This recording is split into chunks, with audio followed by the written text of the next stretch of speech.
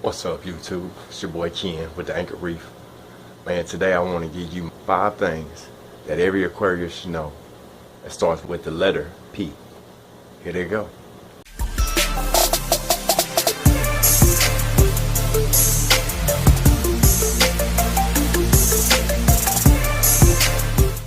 These are 5 things that I feel every Aquarius should know. Whether freshwater, saltwater, it doesn't matter. They all play a huge part when it comes to getting prepared and set up to build a fish tank. So I'm going to go in a backwards order. This will be number 5. And it's psychology. Now hold on, before you go changing the channel and saying this dude crazy, he don't know what he's talking about, hear me out. Psychology in itself is the scientific study of mind and behavior. Now, that's exactly what we need to do. We need to learn the behavior. We need to learn the processes that each one of these fish, crustaceans, invertebrates, whatever the case may be, that we are about to bring into our home. We must know everything that we can about these things before we bring them home. That's where your research come in. You have to get into the mind of the animals that you're about to bring into your home. You have to know their likes, their dislikes. You have to know what they can go with, what they can't go with. I mean, there's a number of things that you need to research and actually know before bringing home and thinking that you're going to have a beautiful aquarium like some of the ones that you see here behind me. But seriousness, man, this is more than just putting a goldfish in the bowl and it living for more than about 3 or 4 days. I'm talking about actually keeping and upkeeping a tank for several years with the same fish, the same system running constantly, because you have the know-how and the ability, because you have psychologically prepared yourself to take care of these fish. So psychology would be number 5 on my list. Number 4 would be position. Where are you going to put this at? You have to be prepared, especially if it's a large tank. You are not going to be able to set this tank up and then have your significant other, or if you guys still at home, have your moms come home, or whatever the case may be, come home and be like, you're not leaving that fish tank right there.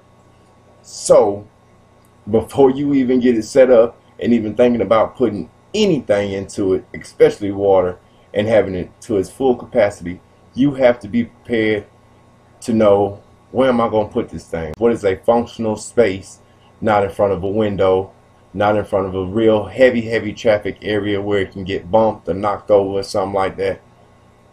Where am I going to put this fish tank where I'm going to get the most enjoyment out of my aquarium day in, day out, and be able to appreciate the beauty and the luxury of saying I'm an Aquarius. Once again, whether freshwater, saltwater. You want to be able to enjoy your fish. You want to be able to look at it every day and know by the slightest detail that something is off. One of your corals didn't open up quite right, or maybe one of your fish is swimming in an unnatural behavior. You would know this because you have looked at this tank day in, day out. You know exactly what's going on. So position is number 4. You must know where it's going before you get it set up. Yeah, this is number 3. And y'all knew it. It starts with a P, and of course it's on the list. Proper water chemistry. You should know what it takes to run your fish tank, but at the same time, you don't go chasing a number. If you take your time, get your tank set up before you put anything even into the water, you're already doing water tests. You know more or less what your tank runs at, where the pH in the room is. You know, you may have pets or a lot of people in the house. You know, the room doesn't breathe. Told y'all before, and I tell you again, don't chase a number if you don't have any problems going on in your tank because of those numbers. Now, if the numbers are an issue, then of course you adjust from there. So proper water chemistry is definitely number 3. Number 2. Number 2 is, it's a tricky one, because persistence in itself is continuing to go after something that you truly want. So you can find yourself chasing those numbers because you're trying to get to that perfect sweet spot. But when I say persistence, I mean persistence in the trade itself. Regardless whether you're losing fish, whether every time you bring something home and you feel like you're doing everything right and everything's still dying, you have to stay persistent.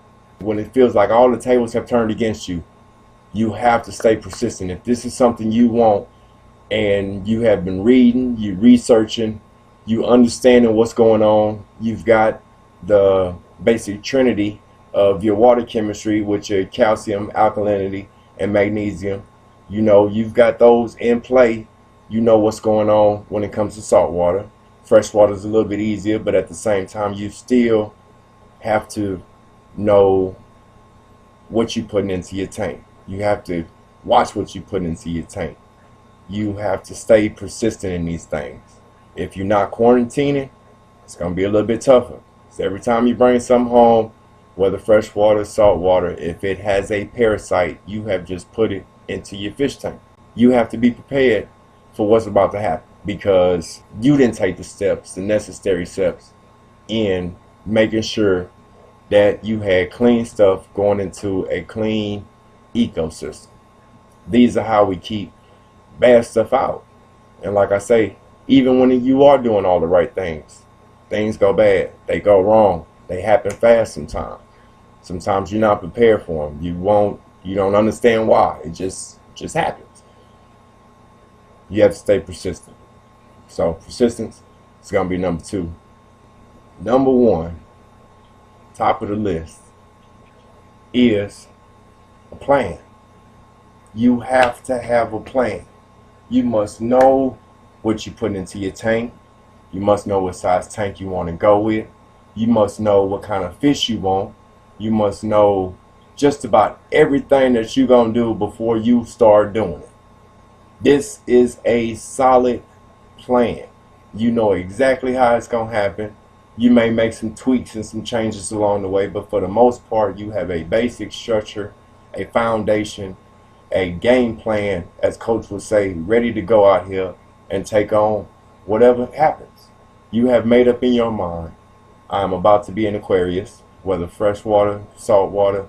You're about to have an amazing fish tank in your home.